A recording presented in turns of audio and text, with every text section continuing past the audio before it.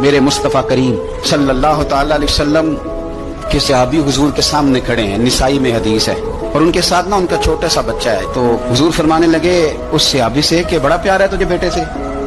اس نے کہا حضور بڑا ہی پیار ہے. کچھ دن گزرے تو صحابہ کرام فرماتے ہیں اس آدمی کا بیٹا انتقال کر گیا.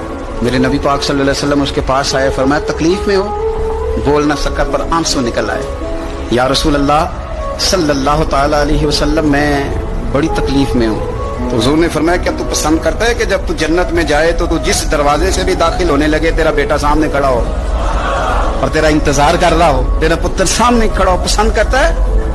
تو کہنے لگا حضور میں پسند کرتا ہوں. تو حضور نے فرمایا پھر تیرا بیٹا تیرا انتظار کرے گا. قریب صحابہ کھڑے تھے، کہا یا رسول اللہ یہ اس کے لیے یا جس کا بھی بیٹا انتقال کر جائے سب کے لیے ہے؟ تو میرے محبوب نے فرمایا یہ سب کے لیے.